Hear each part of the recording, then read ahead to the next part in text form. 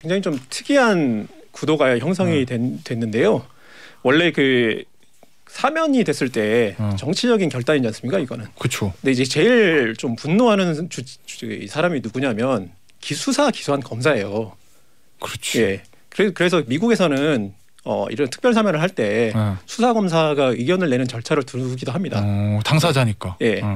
근데 지금 이 사건은 검찰총장이 대통령이 돼버렸어요. 그래서 윤석열 대통령이 그 중앙지검장일 때 기소한 사건이거든요. 이명박 전 대통령, 뭐 이재용 특별검사 최순실 게이트 특별검사 때 뭐 신동빈, 이재용 다 이제 그 검사 윤석열이 기소한 사건이 수사하고 검사 이제 기소한 사건인데 김경수 전 지사는 좀 다르긴 하고. 예, 그거는 특검이었으니까요. 예. 근데 이거를 본인이 사면을 해버리면 약간 본인이 그러니까 자기 부정이 되는 거죠 일종의. 그러니까 물론 그게 뭐 무죄라는 취지는 아니지만, 예, 내가 이렇게 죄가 있어서 기소는 했지만 내가 다시 용서해주겠다, 사면을 해주겠다.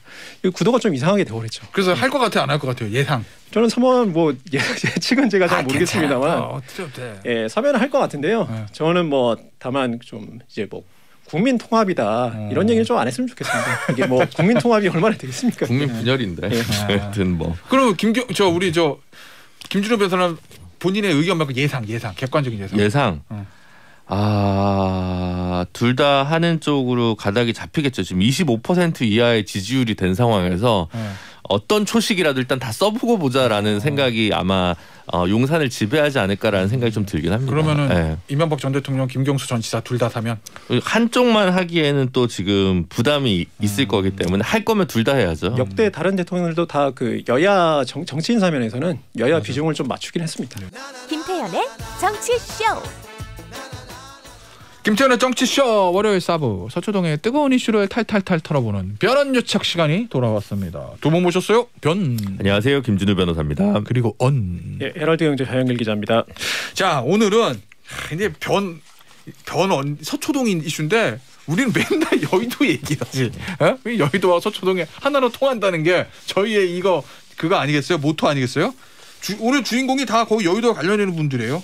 일단 쌍방울 좀 보겠습니다. 쌍방울. 이게 검찰이 쌍방울 그룹 요거 좀 조사하잖아요. 예. 근데 이 수사 관련 기밀 자료를 유출했어요. 검찰 수사관 현직이. 예. 그리고 그 사람하고 그거 받은 쌍방울 임원이 구속됐어요. 예. 내용 어떻게 되는 거예요, 이게? 예, 원래 그 수원지검에서 이재명 의원의 그 관한 수사는 크게 두 갈래였습니다. 하나는 그 이재명 의원이 대선 과정에서 변호사비를 한 2억 5천만 원 정도만 썼다. 이게 허위사실 유포다라고 해서 이제 선거법 위반으로 고발된 사건이 있고요. 이거는 그 공공수사부라는 곳에서 이제 수사를 하고 있었습니다. 이게 하나가 있고, 다른 하나는 이제 그 대납 의혹을 받고 있는 그 쌍방울에 대해서 주가 조작 정황이 있는지 자금 흐름을 이게 살펴보는 수사. 이게 또 기업 수사가 되겠죠. 쌍방울에 대한 기업 수사. 이게 한 갈래가 또 있습니다. 이렇게 두 갈래로 수사가 진행되고 있었는데요. 근데 그 두 개가 실제적으로 밑에서는 닿을 수도 있다, 뭐 이건가요? 그렇죠. 예, 이제 연결이 될 수도 있고 안 될 수도 있는데 어쨌든 이게 진행이 돼 왔습니다. 근데 이제 정권이 바뀌고 나서 수사팀이 교체가 됐거든요. 이제 수사팀이 바뀐 수사팀이 그 변호사비 대납 의혹을 받고 있는 그 변호사의 법무법인 사무실을 압수수색을 했더니 그 사람은 엘모 변호사로 얘기하는 거죠. 그렇죠. 이제 뭐 기사에도 다 이제 실명이 나오긴 했는데요. 이태영 변호사. 이태영 변호사라는 사람인데요. 예, 검찰 출신. 예, 이재명 지사의 그 변호를 맡았었죠. 예, 예전에 선거법 위반 사건 이럴 때. 예. 근데 이 법무법인에서 이제 쌍방울 그 이제 기업 수사에 관한 그 영장 청구 내역 이게 나온 겁니다. 그래서 이거는 원래 이제 그 수사기관 내부에서만 이제 공유가 돼야 되는 정보인데 이게 유출이 된 겁니다. 그래서 검찰이 그 이태영 변호사 사무실 압수수색한 건 그 이재명 의원의 공직선거법 위반이면 그러니까 변호사비 대납 맞습니다. 그거 얼마 변호사비 받았나 뭐 예를 들면 그런 거 보러 간 거잖아요. 맞습니다. 예. 근데 봤더니 거기서 쌍방울 그 횡령이나 주가 조작 요거 수사하는 자료가 검찰의 비밀 자료가 나왔다. 예, 나왔고요. 이게 그 건넨 수사관 그다음에 받은 그 쌍방울 임원이 둘 다 구속이 됐는데 그 받은 쌍방울 임원도 그 검찰 수사관 출신입니다. 좀 뭐 이해를 위해서 소위 선수들은 다 아시지만 이 대관이라고 하는 업무를 하는 그 대기업의 직원분들이 있습니다. 대관 담당. 예. 그 기관, 국가기관 등이랑 뭐 언론이나 이런데 물론 언론 홍보팀도 있지만 여의도 보좌관 출신, 네. 검찰 수사관 그렇죠. 출신, 예. 경찰 정보과 출신, 뭐 그리고 많죠. 기자 출신. 그렇게 네 종류의 타입들이 많이 갑니다. 그래서 검찰 수사관이 어떻게 임원을 하고 있느냐? 대기업에 가도요.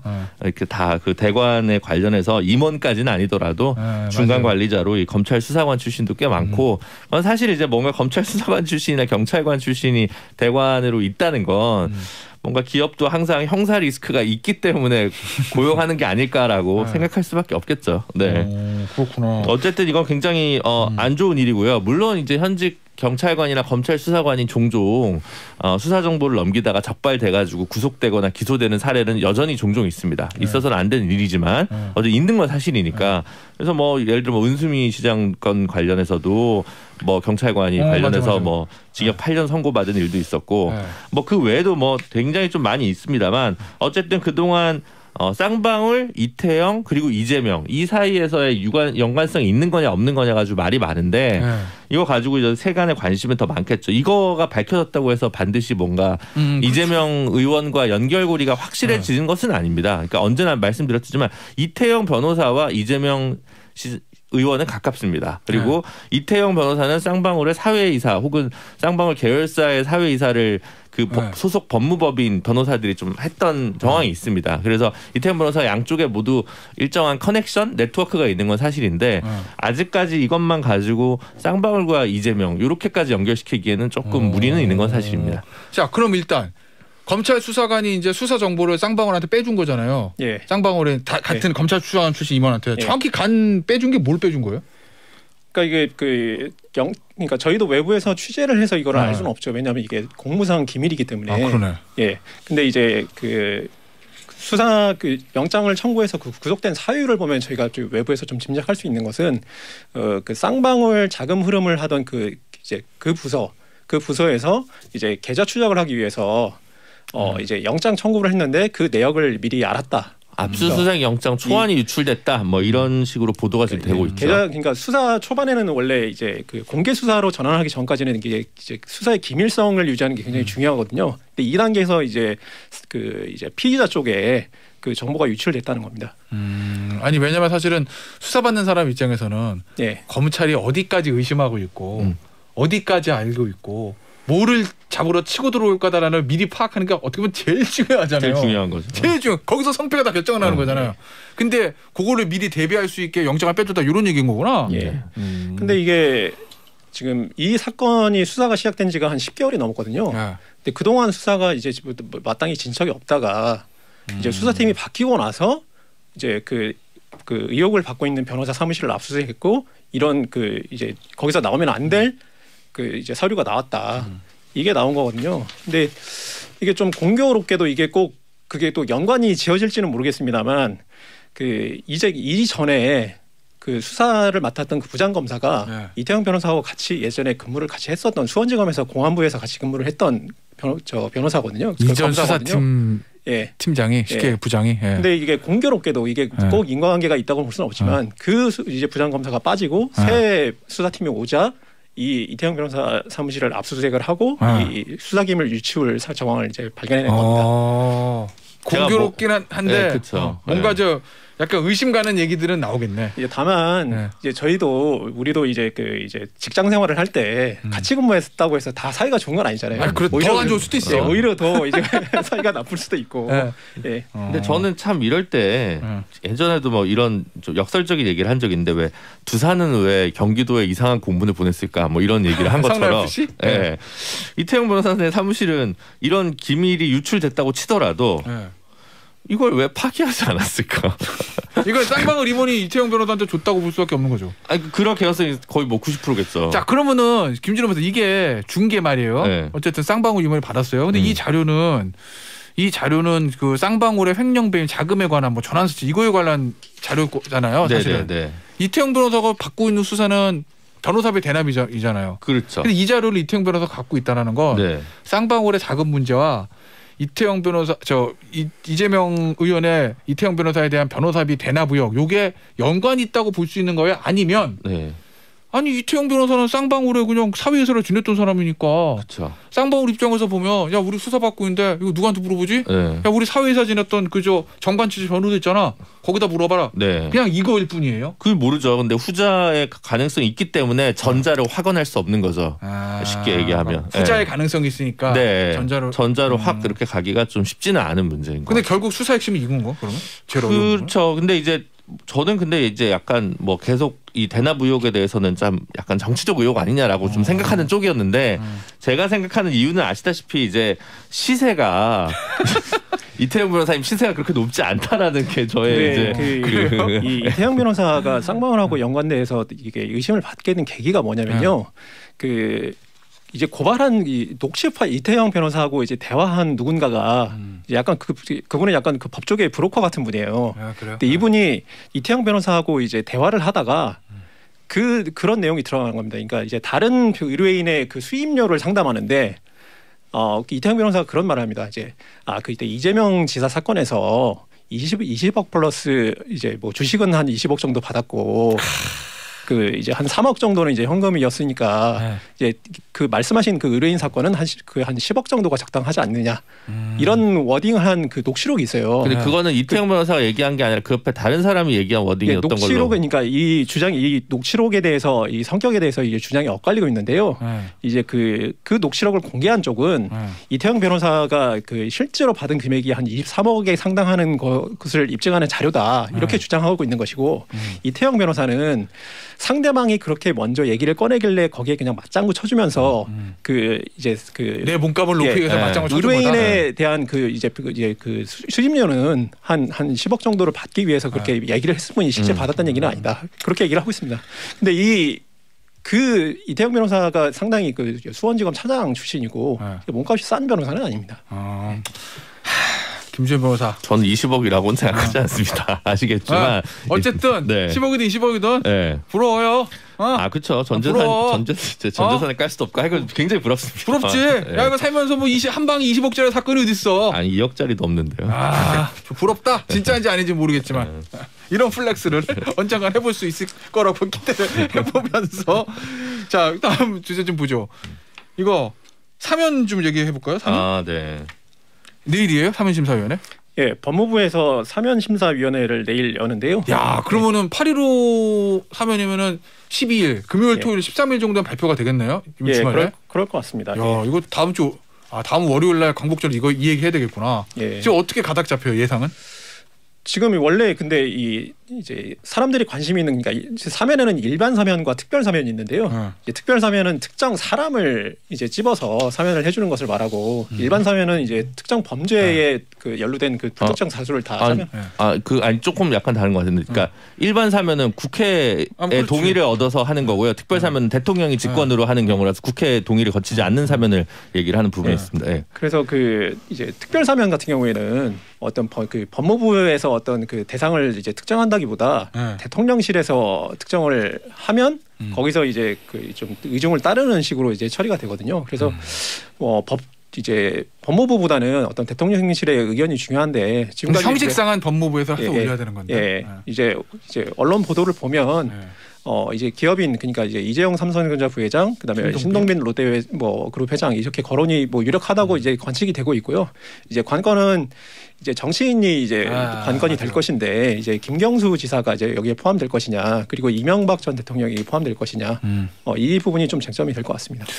우리 들어오기 전에 요에 사면 마이크 켜지기 전에 사면 얘기 잠깐 했는데 우리 김준호보다 한숨 쉬었어. 본인이 한숨 쉴 이유를 좀 우리 청취자분들한테 솔직히 얘기를 해주세요. 저는 사실 박근혜 대통령 사면도 반대했고 어쨌든 그 당시에 뭐라고 해야 될까요? 최순실 게이트라고 해야 될까요? 그 당시에 있었던 일들 관련해 가지고 사면 이루어지는 거에서 상당히 좀 부정적인 입장입니다. 그리고 이제 이명박 전 대통령 같은 경우는 벌금을 다 안 냈어요. 추징금?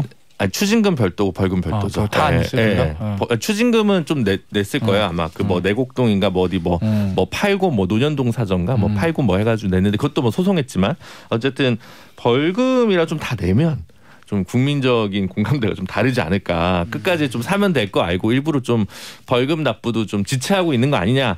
저는 사실 그런 심증이 좀 있어서. 반대? 그 반대 이명박 대통령 사망은 네, 그렇죠. 자, 그러면 형 집행 정지하니까 건강 문제는 어쨌든 고령이나 건강 이슈는 어느 정도 지금 해결된 거 아니냐 이런 거죠. 그러면은 정치적으로 반대 측에 있는 김경수 전 지사의 사면은 내선 어떻게 봐요? 이것도 지금 제가 그 복역 기간을 모르겠는데 보통 이제 있잖아요. 대책 있죠. 사면을 하려고 하면 이제 언제부터 가능하긴 하지만 실제로 대부분의 예외적인 사례를 제외하면 뭐 3분의 2 이상인가 복역 기간을 채우고 나서 그 다음에 좀 얘기가 좀 될 수 있는 거 아닌가 싶은데 제가 그 복역 기간은 좀 확인 안 했지만 저는 뭐 그 기간이 도과하지 않았기 때문에 지금 가석방 심사 대상에서 제외된 걸로 알고 있거든요. 그러니까 이제 가석방 심사 대상까지 정도까지는 복역 기간을 좀 채워야 되는 거 아니냐라는 생각입니다. 그렇구나. 반대하시는 거구나. 네. 그럼 뭐 나머지 정치인들 사면 다 반대하시겠네 기본적으로? 아니 뭐 좀 그 국민적으로 분노 게이지가 좀 낮은 경우에나 그러니까 저는 이제 사면 일관을 전부 반대하는 건 아니고 복역 기간에 따라서 좀 그거 있는 건데 이게 그걸 너무 하는 거고 이재용 회장 같은 경우 또 저게 있지 않습니까? 그 다른 재판이 또 있으니까 언제까지 이렇게 다 해줄 거냐라는 이슈가 있는 거죠. 근데 이게 굉장히 좀 특이한 구도가 형성이 됐는데요. 원래 그 사면이 됐을 때 정치적인 결단이지 않습니까? 이거는. 그렇죠. 근데 이제 제일 좀 분노하는 사람이 누구냐면 수사 기소한 검사예요. 그렇지. 예. 그래서 미국에서는 이런 특별 사면을 할 때 수사 검사가 의견을 내는 절차를 두기도 합니다. 당사자니까. 예. 근데 지금 이 사건은 검찰총장이 대통령이 돼버렸어요. 그래서 윤석열 대통령이 그 중앙지검장일 때 기소한 사건이거든요. 이명박 전 대통령, 뭐 이재용 특별검사 최순실 게이트 특별검사 때 뭐 신동빈, 이재용 다 이제 그 검사 윤석열이 기소한 사건이 수사하고 검사 이제 기소한 사건인데 김경수 전 지사는 좀 다르긴 하고. 예, 그거는 특검이었으니까요. 예. 근데 이거를 본인이 사면을 해버리면 약간 본인이 그러니까 자기 부정이 되는 거죠 일종의. 그러니까 물론 그게 뭐 무죄라는 취지는 아니지만, 예, 내가 이렇게 죄가 있어서 기소는 했지만 내가 다시 용서해주겠다, 이게 사면을 해주겠다. 이 구도가 좀 이상하게 되어버렸죠. 그래서 할 것 같아요, 안 할 것 같아요, 예상. 저는 사면 뭐 예측은 제가 잘 모르겠습니다만, 예, 사면을 할 것 같은데요. 저는 뭐 다만 좀 이제 뭐 국민 통합이다 이런 얘기는 좀 안 했으면 좋겠습니다. 이게 뭐 국민 통합이 얼마나 되겠습니까? 국민 분열인데. 하여튼 뭐. 그럼 김준호 변호사는 본인의 의견 말고 예상 객관적인 예상. 예상. 둘 다 하는 쪽으로 가닥이 잡히겠죠. 지금 25% 이하의 지지율이 된 상황에서 어떤 초식이라도 일단 다 써보고 보자라는 생각이 아마 용산을 지배하지 않을까라는 생각이 좀 들긴 합니다. 그러면은 이명박 전 대통령, 김경수 전 지사 둘 다 사면 한쪽만 하기에는 또 지금 부담이 있을 거기 때문에 할 거면 둘 다 해야죠. 역대 다른 대통령들도 다 그 여야 정치인 사면에서는 여야 비중을 좀 맞추긴 했습니다. 네. 알겠습니다. 자, 우리 요거는 다음 주 월요일 날 발표 나면은 또 저희가 해볼 거고 정경심 교수 얘기 좀 해볼게요. 자 기자, 정경심 교수가 조국 전 장관의 부인이죠. 예. 형 집행정지 신청을 냈어요. 예. 몸에 안 좋은가 보네.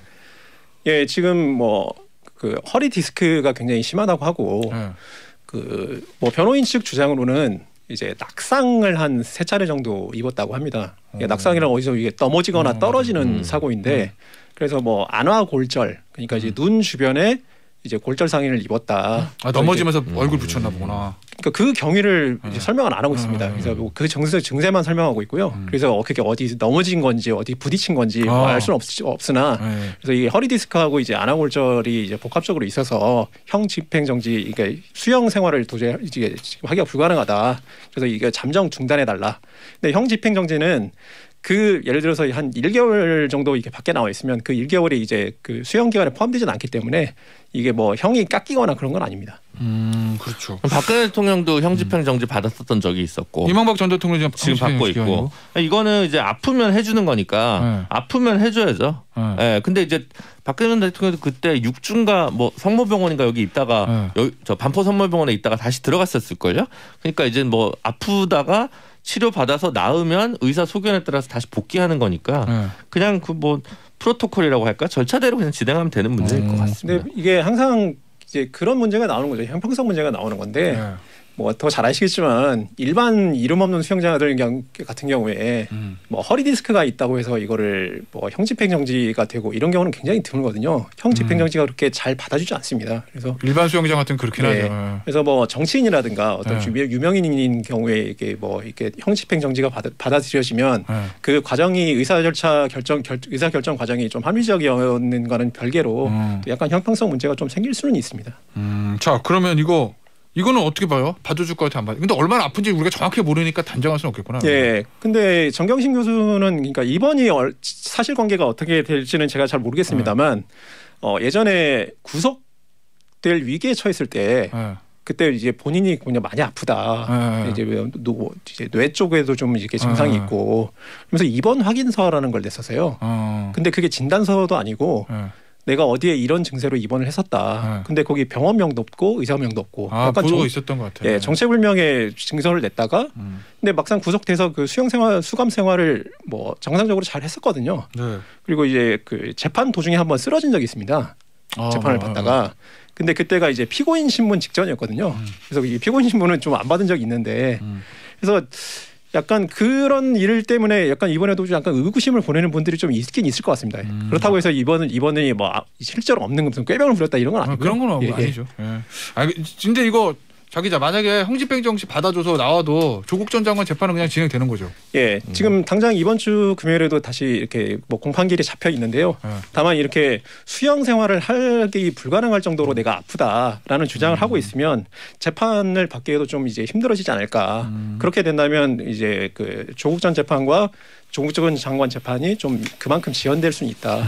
이렇게 볼 수 있을 것 같습니다. 저 방금 확인해봤는데 제가 아까 방금 잘못 얘기해가지고 뭐요? 김경수 지사 가석방 요건은 있는데 심사 대상에서는 그냥 제외됐다는 거거든요. 형식상 요건은 요건은 된다. 그래서 아마 그래서 사면 가능성을 더 높게 기자분들이 보시는 게 아닌가 싶습니다. 그때 가석방 요건이 됐는데 가석방 조치 안 해줬으니까. 사면으로 가는 거 아니냐? 김경수 지사가 아마 내년 5월까지. 네, 2년이었기 때문에 작년에 받았고 개전에 구속 기간이 있었기 때문에 사실 김경수 지사 입장에서는 근데 뭐 내년까지 복역해도 크게 뭐 이렇게 얘기하면 또 지지자분들이 싫어하시겠지만 말 잘해야 됩니다. 중요한 거는 그 복권돼서 5년 동안의 피선거권 박탈 문제가 어떻게 해결되느냐가 핵심이지 추록하는 문제가 핵심은 아닌 거거든요, 사실은. 복권이 중요하다. 그렇죠. 어차피 사면만 뭐 올해 나오나 내년에 나오나 선거는 없으니까. 네, 없죠. 복권이 중요하고 그러면 이제 범친문 계열에서는 뭔가 대선 주자급이 하나 생기는 거니까 네, 그런 문제가 민주당에서는 촉각을 곤두세우는 쟁점이긴 하겠죠. 김경수 전 지사는 사면만 보는 게 아니라 복권도 본다. 그렇게 봐야 되지 않을까요? 그러면은 지금 뭐 여권 정치인 중에서 최경환 전 장관도 지금 사면 얘기 나오잖아요. 네. 이미 가석방 돼 있는데. 그분도 나와 계시죠. 네, 가석방 돼 있어요. 그러면 최경환 전 장관도 어쨌든 친박의 핵심이었으니까 그렇죠. 사면만 할 거냐 복권도 해줄 거냐 요거. 그렇죠. 그게 해주지 않을까? 보통 해주면 근데 세트로 다 해주긴 하니까. 대부분 사면복 같이 세트를 했지 하나만 하는 경우 많이 본 것 같진 않은데. 그렇죠. 그리고 이제 이미 형기 만료된 사람들은 복권만 해주는데. 네. 옛날에 이제 누구 복권 됐어 이러니까 이제 얼마짜리 됐는데 뭐 이런 실화입니다. 이게 이철 전 의원 식구들한테 제가 들은 얘기인데 70년대 너무 이제 새벽에 막 복권 됐어 막 이러니까 뭔데 얼마짜리길래 새벽에 전화해 이러는. 그런 이게 또 일상사랑은 좀 다른 얘기였습니다. 알겠어요. 짧게 요거 자기사 요거 짚어볼게요. 검찰총장 후보 추천위원회 16일 다음 주 화요일이네. 네. 근데 이제 총장 임명하는 거예요 그러면? 예. 총장 임명하는데 이제 검찰총장 임명을 하려면 인사청문회를 해야 되지 않습니까? 이제 추천위원회가 멀었구나. 예, 그래서 추천위 열고 그다음에 대통령이 추천된 사람 중에 한 명을 지명하는 시간이 또 걸리고 이제 인사청문 준비를 하고 그다음에 인사청문회도 이제 통과하면 이제 임명하고 이런 과정을 거치다 보면 9월로 넘어갈 것 같은데요. 이제 그때쯤 되면 이제 검찰청법 그 형사소송법 개정된 법이 이제 시행이 돼서 이른바 검수완박법이 시행된 이후에 이제 그 새 검찰총장이 오게 될 것 같습니다. 알겠습니다. 자, 오늘 변호윤짝 시간은요 여기서 마무리하도록 하겠습니다. 지금까지 헤라드 경제 자연길 기자 김진우 변호사였어요. 감사합니다. 감사합니다.